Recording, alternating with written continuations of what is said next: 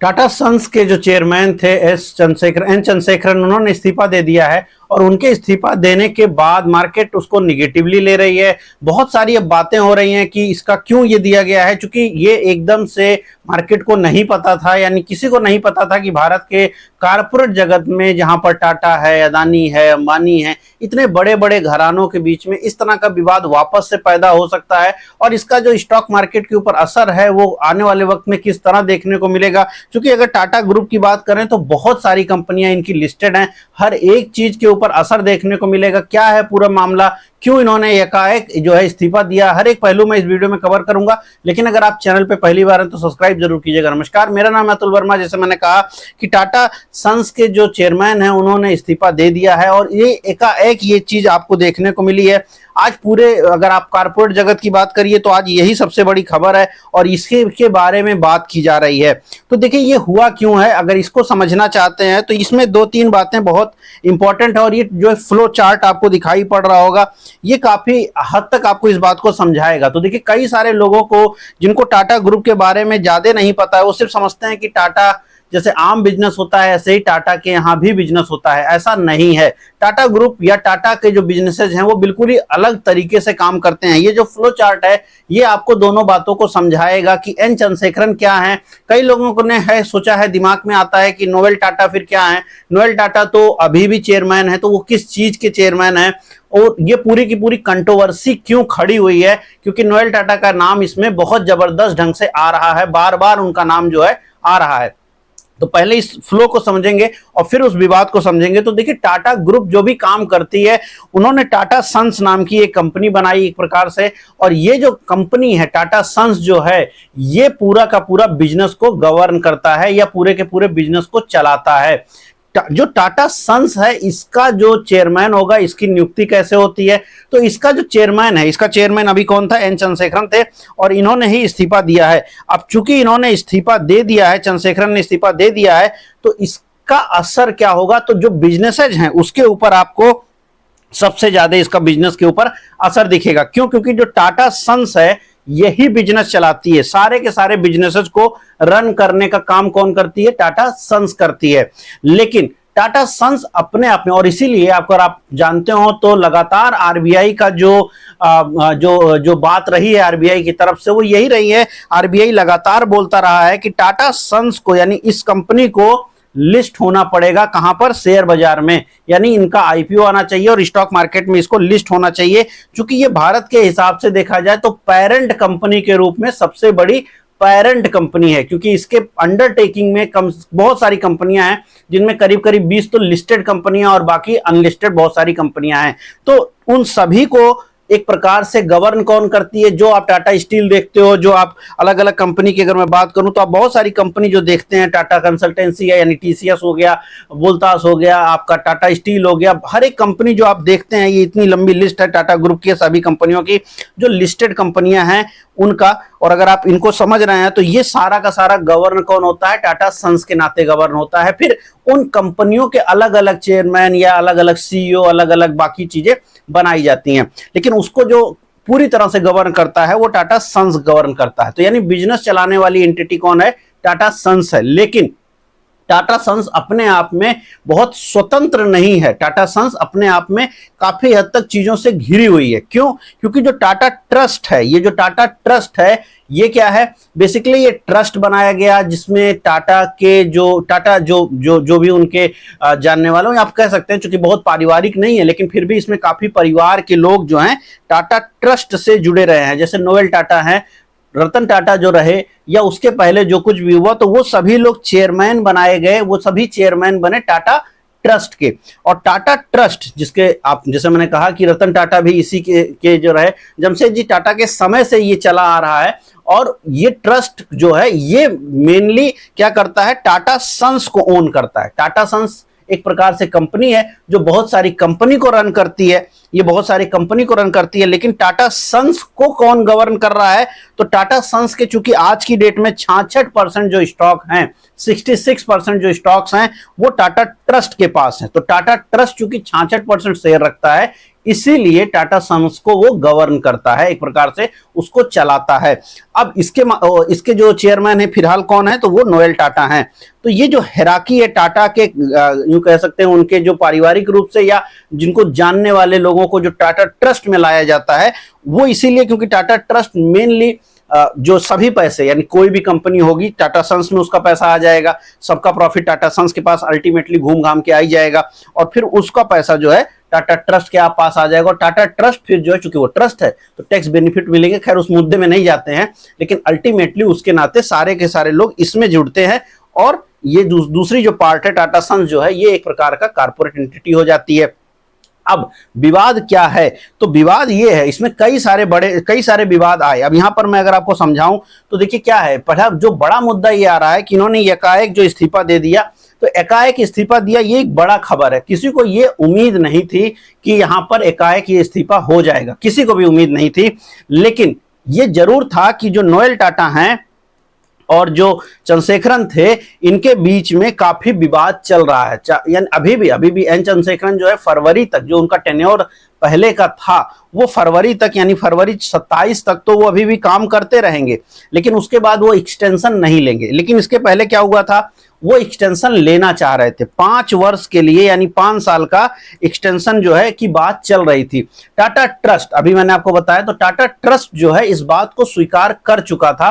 Board member जो थे Tata trust की तरफ से, उनमें 4 ने इसके फेवर में वोट किया और 1 ने इसके अगेंस्ट में वोट किया, यानी 4 लोगों ने सपोर्ट किया और 1 आदमी ने इसको रुकावट डाली, यानी कि नहीं, हम नहीं बनाना चाहते। ये 1 आदमी कौन थे? ये 1 आदमी थे नोएल, यानी नोएल टाटा ने बोला कि नहीं, हम एन चंद्रशेखरन को वापस से, चंद्रशेखर को जो है हम नहीं आगे बढ़ाएंगे, इनका टेन्योर हम आगे नहीं बढ़ाएंगे। तो नोएल टाटा ने विरोध किया। कहां पे विरोध किया? बोर्ड में किया। किसके बोर्ड में किया? आपके टाटा ट्रस्ट के बोर्ड में किया।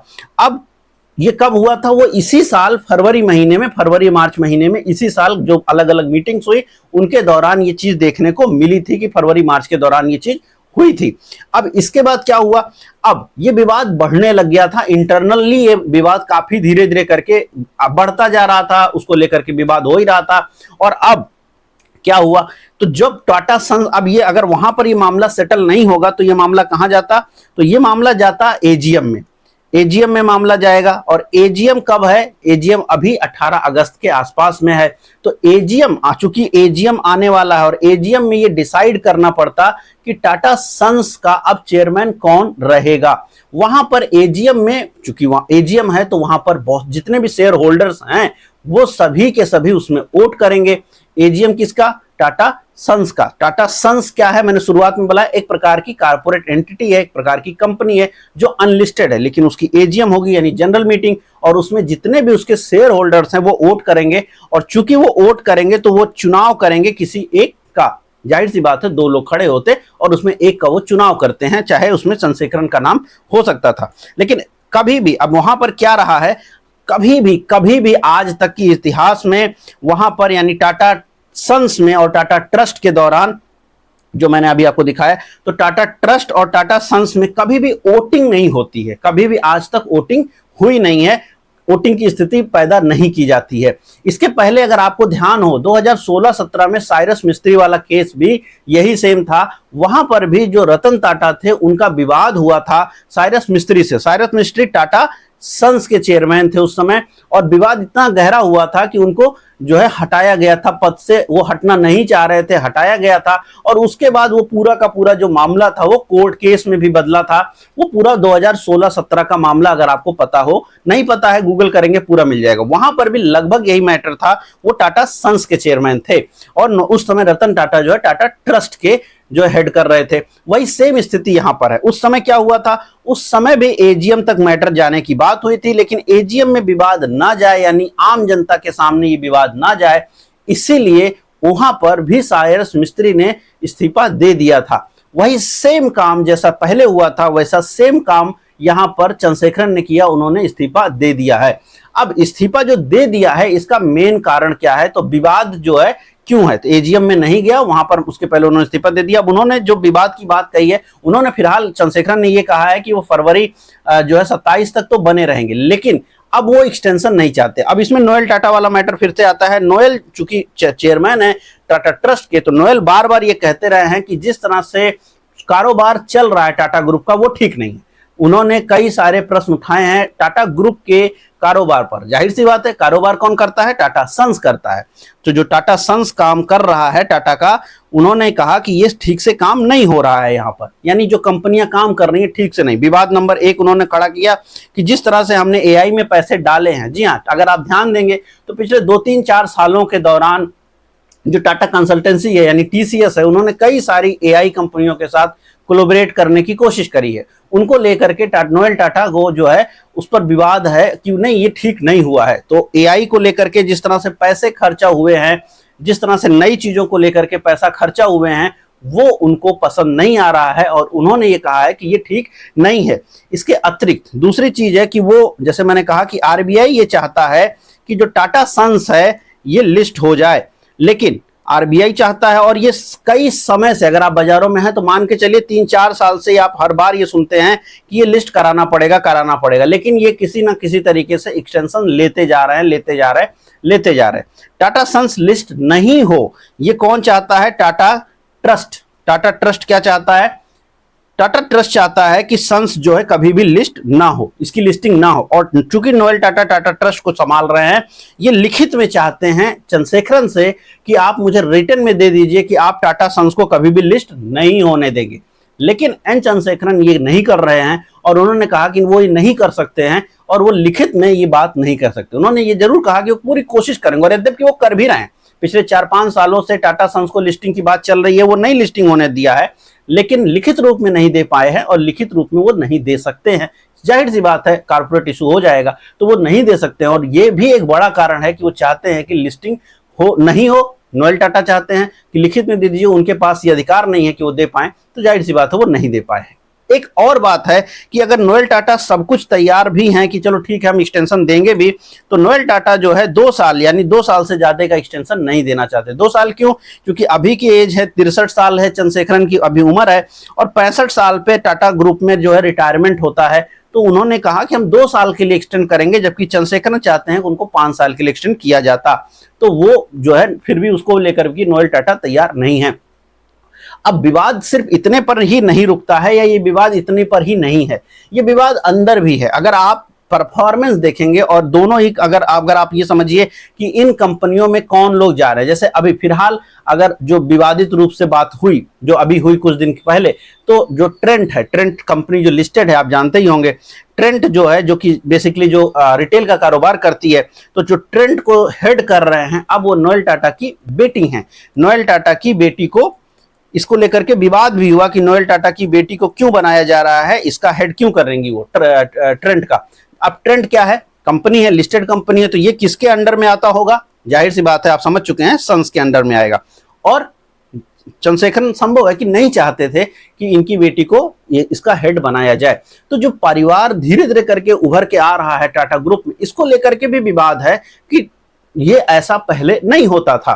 तो अब आने वाले वक्त में किस तरह से चीजें फोल्ड अप होंगी वो कोई नहीं जानता, लेकिन विवाद कई सारे अलग अलग पहलुओं के नाते भी हैं।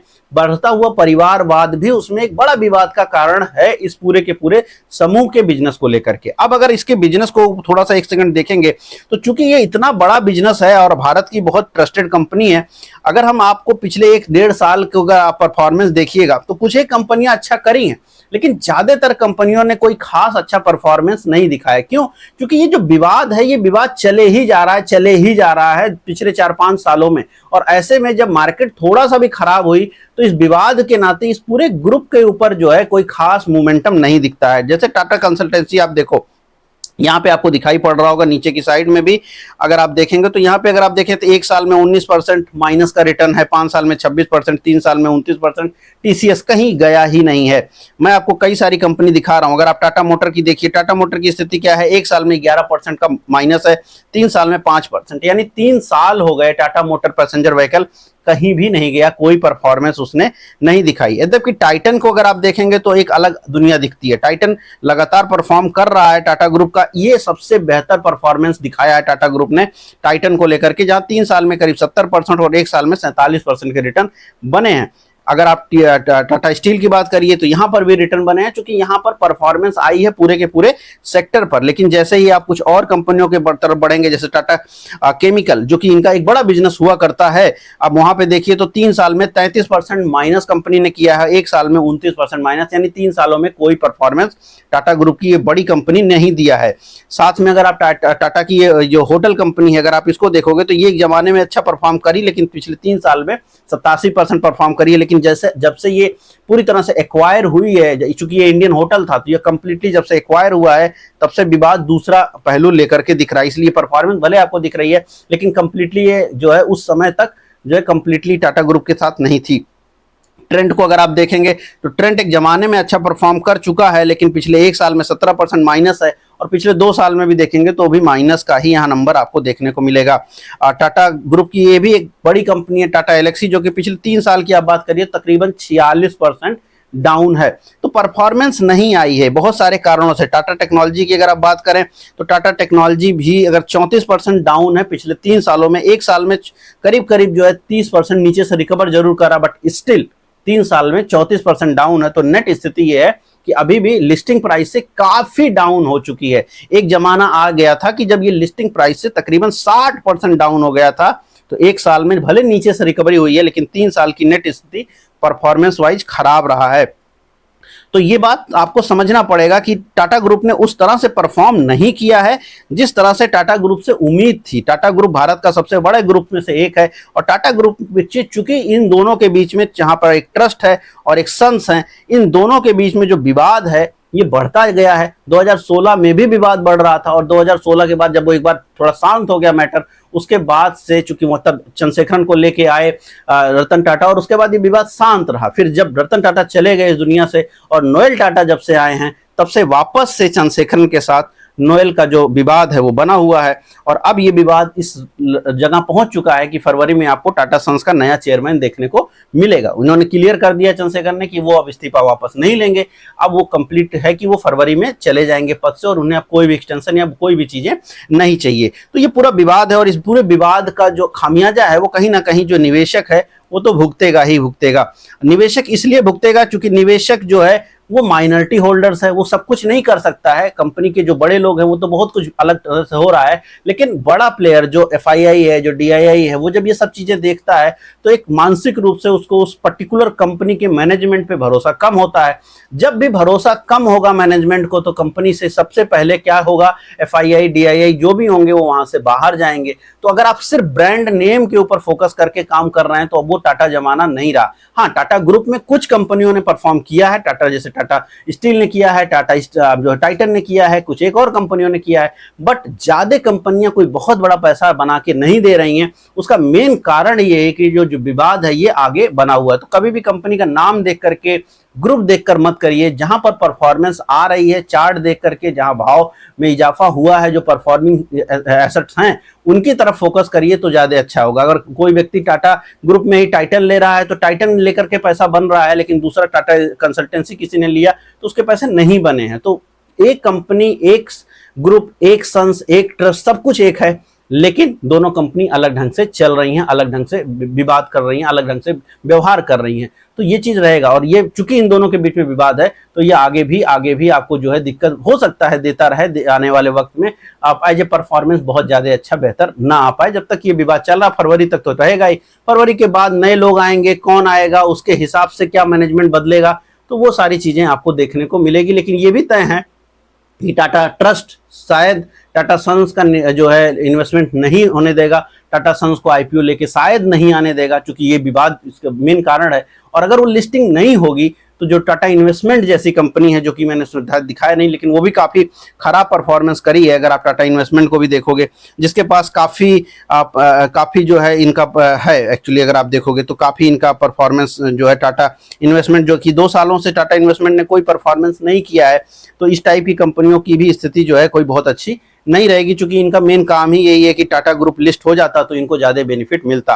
तो ऐसी बहुत सारी चीजों पे आपको ध्यान देना है। अगर आपको वीडियो पसंद आई तो लाइक शेयर कमेंट जरूर कीजिएगा। आपको क्या लगता है कि बाजारों में आगे किस रुख पर बाजारें जा सकती हैं, आप क्या टाटा ग्रुप में निवेश कर रहे हैं, किस बिहाफ पे करते रहे हैं, वो जरूर लिखिएगा। मैं मिलूंगा कल नए वीडियो में। और याद रखें, आप मॉर्निंग वीडियो जो मैं सेकंड चैनल पर जो वीडियो है वो भी हम जल्द ही स्टार्ट कर देंगे, वो भी आपको उपलब्ध हो जाएगा।